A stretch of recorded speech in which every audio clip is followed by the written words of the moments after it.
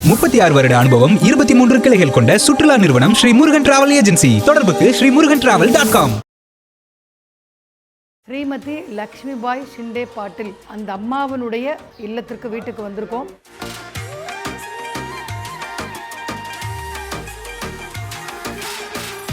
நம்முடைய பாபா மேலே கொண்டு அந்த லக்ஷ்மிபாய் ஷிண்டேங்கிற அந்த அம்மாவுக்கு, அந்த தாய்க்கு பாபா கடைசி தம்முடைய அந்திம காலத்தில் நன்றியோடு 9 விதமான ஒரு காசு, 9 காசை 9 விதமான பக்தியை குறிக்கும் வகையில் அவர் கழித்தாராம். அதை இன்னும் நினைவாக இங்கே வைக்கப்பட்டிருக்கு. அவர்களுடைய பழைய வீடு இது. பாபாவுக்கு நான் வாக்களித்திருக்கிறேன், 3 நாட்கள் வரை என்னுடைய மடியில் அவருடைய உடல் இருக்கும் அப்படின்னு சொல்லி 3 நாளும் அவர் எங்கே நகராம பாபாவை தன்னுடைய மடியிலே கெடுத்திருந்தார். 3ஆவது நாள் பாபா திரும்ப அவருடைய மடியில் தன்னுடைய அந்த உடலோடு சேர்ந்து அவருக்கு அந்த உயிர்ப்பித்து எழுந்தார். பாபாவை தன்னுடைய மடியில் 3 நாட்கள் உடலை மட்டுமே கிடத்தி பல்வேறு எதிர்ப்புகளுக்கிடையில் அவருடைய உயிர் உடலோடு ஐக்கியமாகும் வரை தன்னுடைய மடியில் வைத்திருந்த பக்த மகள்சாபதி அவர்களுடைய காலத்தில் கட்டப்பட்ட அந்த வீடு, பழமையான வீடு.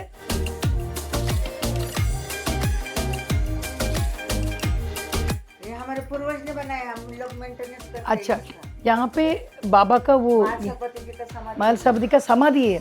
மகள்சாபதியினுடைய சமாதியும் இங்கே இருக்கிறது. அந்த வீட்டிலேயே வைத்திருக்கிறார்கள். அவருடைய அந்த மகள்சாபதியினுடைய 3வது தலைமுறை அவருடைய அசோக், அவர்களுடைய மனைவியான சுனந்தா என்பவர்கள் இந்த தகவலை நம்மோடு பகிர்ந்து கொள்கிறார்கள். பாபா உபயோகப்படுத்தின அந்த துணியை அவர்கள் அளித்திருக்கிறார்கள். அது மாதிரி பாபா ஐபிசி பக்தி நேயர்கள் அனைவருக்கும் அன்பு வணக்கம். இது ஐபிசி பக்தி எக்ஸ்க்ளூசிவாக வழங்கும் பிரம்மாண்டமான ஷீரடி யாத்ரா. இதுவரை யாரும் பார்த்திராத பல அரிய தகவல்களுடனும் இதுவரை நம்முடைய கண்ணுக்கே தெரியாத பல இடங்களை நாம் ஷீரடியில் பாபா மாமியுடன் தரிசிக்க இருக்கிறோம். Sponsored by Madurai Sri Murugan travel agency, 23 கிளைகள், 36 வருட அனுபவம் கொண்ட சுற்றுலா நிறுவனம், துவாரகமாயி ஆத்ம ஞானியர் மையம், புழுதிவாக்கம்.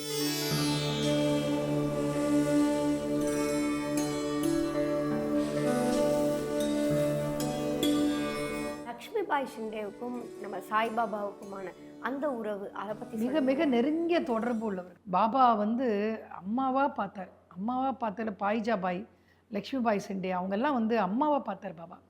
ஏன்னா பாபாவுடைய பசிக்கு உணவளித்தவர்கள்.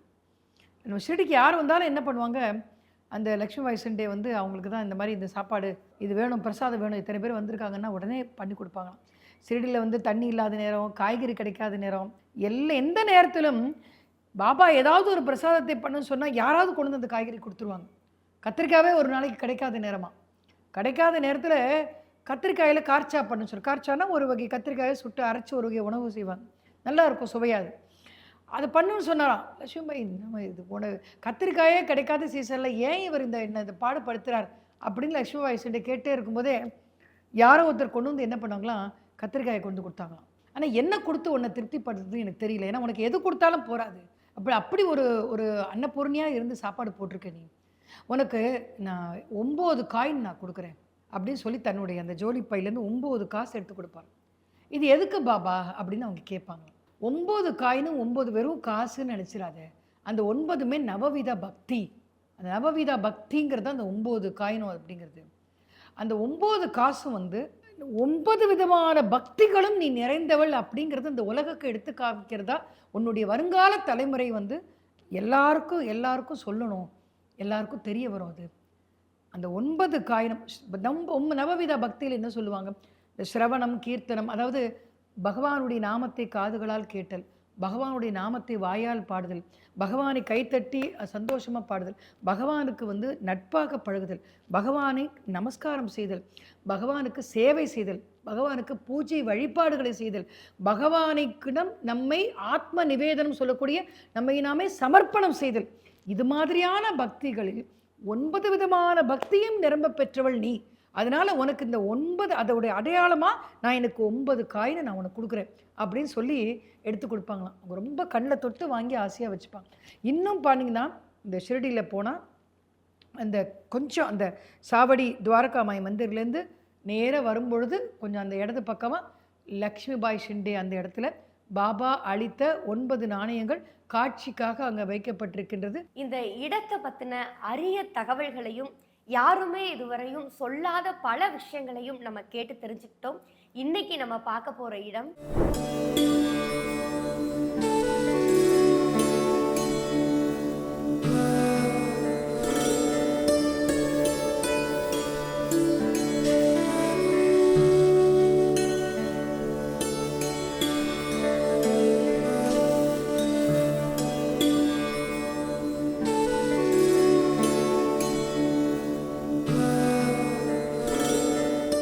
ஓம் சாய்ராம். நம்ம இப்போ ஷிரடி யாத்திரையில் அடுத்து தரிசிக்க போகும் இடம் வந்து ஸ்ரீமதி லக்ஷ்மிபாய் ஷிண்டே பாட்டில் அந்த அம்மாவனுடைய ஒரு இல்லத்திற்கு வீட்டுக்கு வந்திருக்கோம்.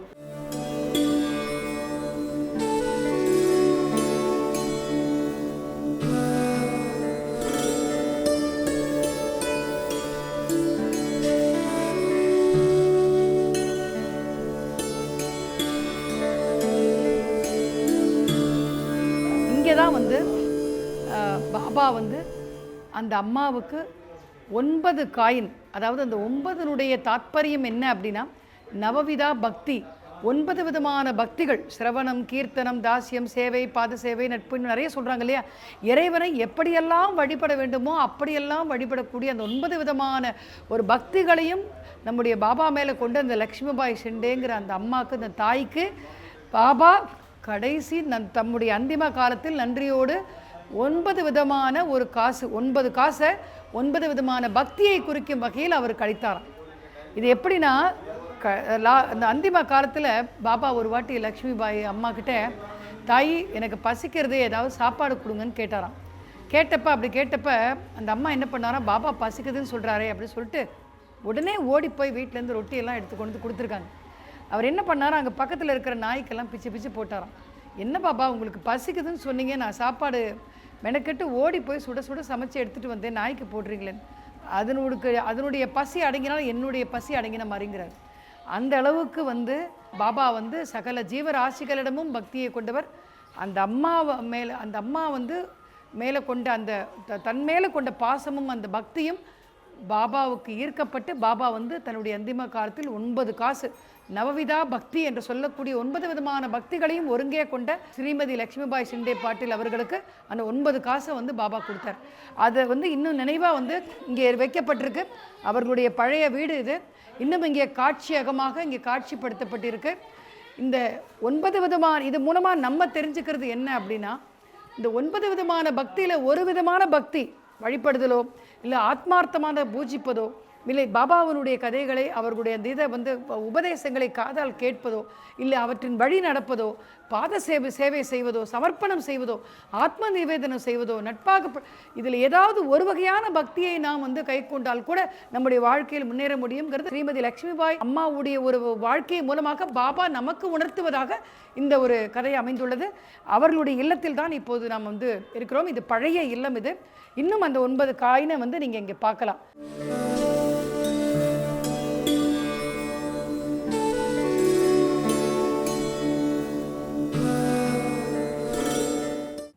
மகள்சாபதி அவர்களுக்கும் சாய்பாபாவுக்குமான அந்த உறவு, அதை பற்றி சொல்லுங்க. ஜென்ம ஜென்மாந்திர உறவு. அதை பாபாவே தன்னுடைய வாயால் பல முறை சொல்லியிருக்கார். முதலாக அந்த ஷிரடியில் வந்தப்போ சிவன் கோயிலில் படுத்தப்போ பாபாவை துரத்தினவர் அவர் தான். அப்போவே சொன்னார், மகள்சாபதி என்ன உனக்கு அடையாளம் தெரியலையா, உனக்கும் எனக்கும் உள்ள தொடர்பு ருணபந்தம் சொல்லுவாங்களே, அது வந்து ஜென்ம ஜென்மாந்திர 72 தலைமுறைகளாக தொடர்ந்த உறவு, அது எப்படி நீ மறந்த அப்படின்னு கேட்கும் பொழுதே மகள்சாபதிக்கு உள்ளுக்குள்ள ஒரு பரவசம். இவர் ஒரு சாமானிய மனிதராக இருக்க முடியாது, ரொம்ப மிகப்பெரிய ஒரு ஞானியாகத்தான் இருக்கணும்னு நினச்சி அப்போவிலேருந்து அதுக்கப்புறம் அந்த சந்துபாயோட கல்யாண கோஷ்டியோட பாபா வந்த பிறதுலேருந்து ஆவோ சாயின்னு பாபாவை முதலாக பாபாவை சாயின்ற பேர் வச்சு கூப்பிட்டவர் அவர் தான், மகள்சாபதி தான். அப்படி கூப்பிட்டு பாபாவை உள்ளே உட்காந்து வச்சு அதுக்கப்புறம் பாபாவை விட்டு எங்கேயுமே நகரல. அவர் தன்னுடைய உடலிலிருந்து ஆத்மாவை தனிமைப்படுத்தி உயிரை தனிமைப்படுத்தி காற்று மண்டலத்திற்கு சென்று மறுபடியும் ஒரு 3 நாளை கழித்து திருப்பி கொண்டு வருவேன், அது வரைக்கும் என் உடலை பத்திரப்படுத்தி வை, யார் கேட்டாலும் கொடுக்காதேன்னு பாபா சொன்ன ஒரு வாக்கை மனதில் கொண்டு பாபாவினுடைய உடலை தன்னுடைய மடியில் வைத்து கொண்டார். ஒன்று வந்து அதாவது ஒரு சில இந்துக்களுடைய சம்பிரதாயத்தில் உயிரற்ற உடலை வந்து வைத்திருக்கக்கூடாதும்பாங்க. உயிரில்லாத உடல் வந்து எதற்கும் உபயோகம் இல்லாதது. அதாவது அந்த உடலை வந்து அன்னைக்கு பொழுது சாயறதுக்குள்ளே நம்ம மயானத்துக்கு கொண்டு போயிடணும். அதுவும் கிராமப்புறங்களில் கட்டுப்பாடு ஜாஸ்தி. அதற்கு மேலே வச்சுட்டா ஆவி அப்படி இப்படின்னு பயமுறுத்துவாங்க. அதனால எல்லா கிராமத்தினரும் சூழ்ந்துட்டாங்க. இந்த உடலை கொடு. பாபா சென்று பல மணி நேரங்கள் ஆகிவிட்டது. அவர் உயிரற்ற உடல் இனிமேல் எப்படி திருப்பி வரப்போகிறார்? ஏன்னா கிராமத்தவங்களுக்கு தெரியாது உயிரில்லாத ஒரு உடலில் எப்படி திருப்பி சென்று உயிர் வந்து நுழையும், இதெல்லாம் எப்படி சாத்தியமாகும்? நமக்கே ஆச்சரியமாக இருக்குல்ல கேட்கும்போது. இதெல்லாம் எப்படி நடக்கும்? இதெல்லாம் சும்மா நீ அந்த உயிரை அந்த உடலை கொடு, நாங்கள் வந்து கொண்டு போகணும், ஈமக்கிரியை செய்யணும், இதை வந்து அப்படின்னு சொல்லி எல்லாரும் சுற்றி நின்று கேட்டப்போ கூட ஒரு அந்தன குடும்பத்தில் பிறந்திருந்தாலும் மகள் சாபதி என்ன சொன்னாராம்? கொடுக்க மாட்டேன். பாபாவுக்கு நான் வாக்களித்திருக்கிறேன். 3 நாட்கள் வரை என்னுடைய மடியில் அவருடைய உடல் இருக்கும் அப்படின்னு சொல்லி 3 நாளும் அவர் எங்கேயும் நகராமல் பாபாவை தன்னுடைய மடியிலே கடத்தியிருந்தார். 3ஆவது நாள் பாபா திரும்ப வந்து அவருடைய மடியில் தன்னுடைய அந்த உடலோடு சேர்ந்து அவருக்கு வந்து அந்த உயிர்ப்பித்து எழுந்தார் அப்படிங்கிற செய்தி நமக்கு வந்து கிடைக்கப்பெறுது. இதுக்கு அத்தனை பேரும் ஷிரடி வாழ் மக்கள் அனைவரும் முன்னிலையில் நடந்த ஒரு நிகழ்வு. இதுக்கு சாட்சியாக நின்று எல்லோரும் பார்த்திருக்கின்றார்கள். இது வெறும் கதை இல்லை. ஆக அப்படிப்பட்ட உறவு பாபாவுக்கும் மகள் சாபதிக்கும். இன்னைக்கு சாயி சாயின்னு எல்லாரும் வாய் நிறைய கூப்பிடுறோம்னா அதுக்கு காரணம் மகள் சாபதி தான். ஆவோ சாயி, வா சாயி, யா சாயி, வாருங்கள் சாயின்னு கூப்பிட்டவரே அவர் தான். சாயினா ஒரு உயர்ந்த ஒரு உத்தமர் அப்படிங்கிறது ஒன்று, ஒரு கடவுள். அந்த மாதிரி பாபாவுடைய பேர் யாருக்கும் தெரியாது. அதனால் ஆவோ சாயின்னு கூப்பிட்டார். இப்போ சாயிவாவே சாயிங்கிற பெயர்லேயே அவர் என்றளவும் எப்போதும் போற்றப்படுகிறார். அப்படிப்பட்ட உறவு மகள் சாபதிக்கும் அவருக்கும். எந்த நிலைமையிலையும் வந்து மகள் சாபதி பாபாவுடைய வார்த்தைகளை மீற மாட்டார். பாபாவும் மகள் சாபதியின் மேல் அளவற்ற அன்பு வைத்திருக்கிறார். அவங்க 2 பேருக்கும் உள்ள உறவு வந்து பல தலைமுறைகளை கடந்த உறவு அப்படின்னு தான் சொல்லணும். பக்த மகள் சாபதி இவரோடு அவருடைய அந்த 3வது தலைமுறை இவரோடு அவருடைய அனுபவங்களை எல்லாம் அவருடைய கணவரோ இல்லைன்னா அவருடைய மாமனாரோ பகிர்ந்து கொண்டிருக்கிறாரா என்று நாங்கள் அவரிடம் விசாரித்த பொழுது அவர் என்ன சொன்னார்? எல்லா விவரங்களும் மிக தெளிவாக சாய் சச்சரித்திரத்தில் ஹேமத் பந்த் ரகுநாத் தபோல்கர் எழுதியுள்ளார். எல்லா விவரங்களும் அதில் அடங்கியுள்ளன அப்படின்னு சொல்லிட்டார். ஸோ இப்போ சாய் சச்சரித்திரத்தில் பக்த மகள் சாபதியை பற்றி நிறைய விஷயங்கள் நாம் தெரிந்து கொண்டிருக்கிறோம். அது மாதிரி இந்த விஷயங்களையும் இன்று நாம் பகிர்ந்து கொள்கிறோம்.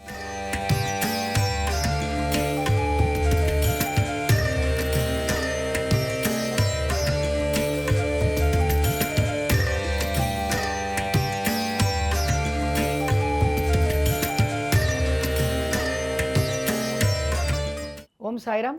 நம்ம இங்கே அமர்ந்திருக்கிற இடம் வந்து கிட்டத்தட்ட ஒரு 100 வருஷங்களுக்கு முன்னால் பாபா வாழ்ந்த காலத்தில் அவருடைய பரம பக்தராக இருந்த பாபாவை தன்னுடைய மடியில் 3 நாட்கள் உடலை மட்டுமே கடத்தி பல்வேறு எதிர்ப்புகளுக்கிடையில் அவருடைய உயிர் வந்து உடலோடு ஐக்கியமாகும் வரை தன்னுடைய மடியில் வைத்திருந்த பக்த மகள் சாபதி அவர்களுடைய காலத்தில் கட்டப்பட்ட அந்த வீடு, பழமையான வீடு.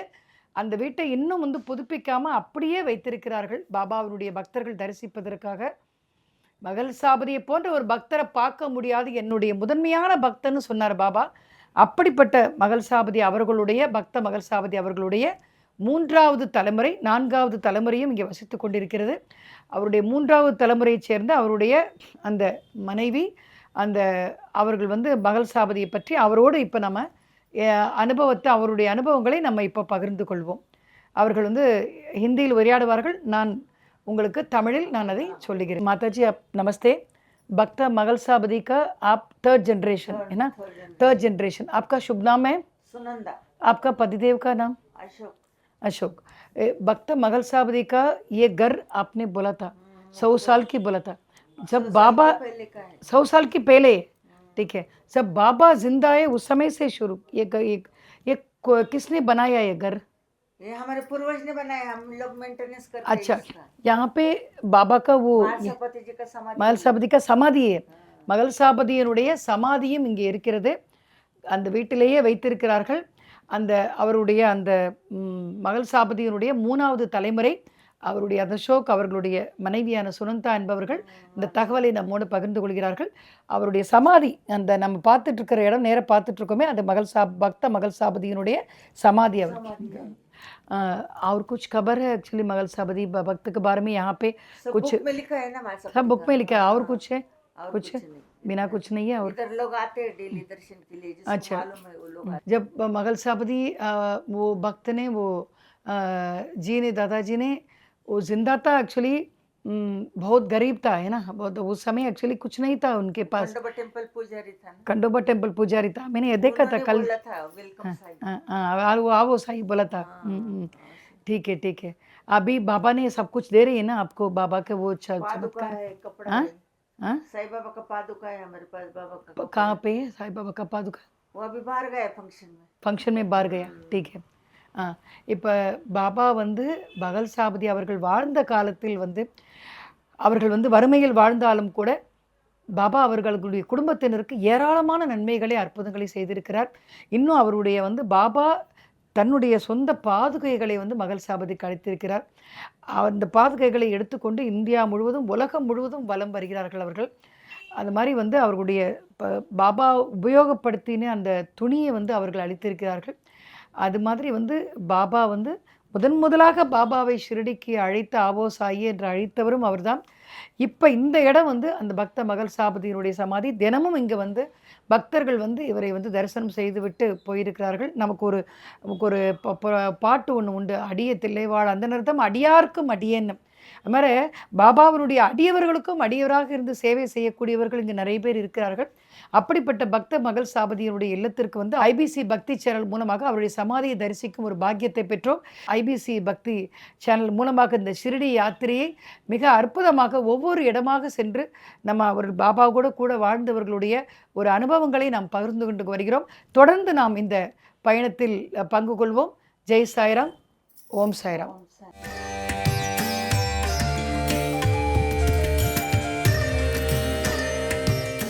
இன்னைக்கு ஷீரடியில் இருக்க பல இடங்கள், அந்த இடங்களுடைய சிறப்பு எல்லாத்தையுமே அம்மா சொல்லி நம்ம கேட்டோம். அம்மா, எங்களுக்கு இன்னைக்கு சாய்பாபாவை வழிபடுறதுக்கு ஒரு வழிபாட்டு முறை சொல்லிக் கொடுங்கம்மா. ஓம் சாய்ராம். இன்னைக்கு பாபாவினுடைய அந்த வழியை பின்பற்றி நாம் வந்து அவரை வணங்கும் பல வகைகளில் இதுவும் ஒன்று. என்னென்னா, பாபாவினுடைய ஆலயத்திற்கு சென்றால் மட்டும்தான் அவருடைய தரிசனத்தை காண முடியுங்கிறது கிடையாது. பிரபஞ்ச சக்தி முழுவதுமாக அவர் நீக்கமர நிறைந்திருக்கிறார். சர்வாந்தர்யாமி சர்வவியாபி என்று அவரை சொல்கிறார்கள். அப்போ நம்முடைய வீட்டில் அமர்ந்து கொண்டு பாபாவினுடைய படத்திற்கு முன்னால் பாபாவினுடைய இல்லை என்றால் பாபாவினுடைய படம் இல்லை என்றால் சொன்னால் கூட நம்முடைய உள்ளத்தில் ஆத்மாவில் பாபாவை நிலைநிறுத்தி கண்களை மூடி சாயி சாயி என்று என்னுடைய நாமத்தை சொல்லுங்கள். இது அவர் வார்த்தையாலே சொல்கிறார், பதிவு செய்கிறார். சாயி சாயி என்ற என்னுடைய நாமத்தை சொல்லுங்கள், நான் உங்களுக்காக நான் ஓடி வருவேன், உங்களுடைய கோரிக்கைகளை நிறைவேற்றுவேன்கிறார் அவர். ஒருவேளை அதுவும் சொல்கிறார் பாபா. ஏன்னா நம்ம மக்களை பற்றி அவருக்கு தெரியும். ஏன்னா உருவமில்லாத ஒன்று எதையுமே நினைக்காம ஒரு விஷயத்தை நம்ம எப்படி வந்து தியானம் பண்ண முடியும் அப்படின்னு நினைக்கிறவங்க, ஒருவேளை அது இயலாவிட்டால் தலை முதல் பாதம் முதல் தலை உச்சந்தலை முதல் உள்ளங்கால் வரை பாதம் வரை என்னுடைய உருவத்தை மனதில் தியானித்து சாயி என்று நீங்கள் நினையுங்கள். நான் உங்களுக்கு உதவ காத்திருக்கிறேன், தயாராக காத்திருக்கிறேன். என்னுடைய கருவூலம் நிரம்பி இருக்கிறது. சாதாரணமாக கையில் வந்து எடுத்துகிட்டு போங்கன்னு அவர் சொல்லலை, வண்டியை கட்டி கொண்டு வந்து பாரமாக ஏற்றி செல்லுங்கள்ங்கிறார், அள்ளித்தரேங்கிறார். நீங்கள் கையில் வந்து எடுத்துகிட்டு போன்னு அவர் சொல்லலை, வண்டி எடுத்துன்னு வாங்க, வண்டி பாரம் முழுவதுமாக ஏற்றி செல்லுங்கள். ஆனால் அதை எடுத்து செல்வதற்கு உண்டான தகுதியை உங்களுக்கு உடையவர்களாக உங்களை மாற்றிக்கொண்டு வாருங்கள்ங்கிறார். அதுதான் பாபாவினுடைய ஒரு நூதனமான ஒரு அறிவுரை, ஒரு செயல்பாடு. அவர் அதை வந்து நாம் புரிந்து கொண்டால், சூட்சமத்தை நாம் புரிந்து கொண்டால் நம்மை காட்டிலும் ஒரு பாக்கியசாலிகள் வேறு யாருமே இருக்க முடியாது. ஓம் சாய்ராம். இதே மாதிரியான பல இடங்களை நம்ம அடுத்த வீடியோவில் தரிசிக்க போகிறோம். அதுவரையும் ஐபிசி பக்தியினுடைய இந்த எக்ஸ்க்ளூசிவ் ஷீரடி யாத்திரால இணைந்திருங்கள். இந்த வீடியோவில் பாபா மாமி சொல்லுகின்ற பாபாவை வழிபடுகின்ற இந்த முறைகளை உங்களோட வாழ்க்கையிலையும் பின்பற்றுங்கள். பாபாவினுடைய நிறைவான அருளை பெறுங்கள். IBC Bhakti exclusive Shirdi Yatra presented by Madurai Sri Murugan travel agency 23 கிளைகள் 36 வருட அனுபவம் கொண்ட சுற்றுலா நிறுவனம். துவாரகமாயி ஆத்ம ஞானியர் மையம் புழுதிவாக்கம். 36 வருட அனுபவம் 23 கிளைகள் கொண்ட சுற்றுலா நிறுவனம் ஸ்ரீ முருகன் டிராவல் ஏஜென்சி. தொடர்புக்கு ஸ்ரீமுருகன்டிராவல்.com.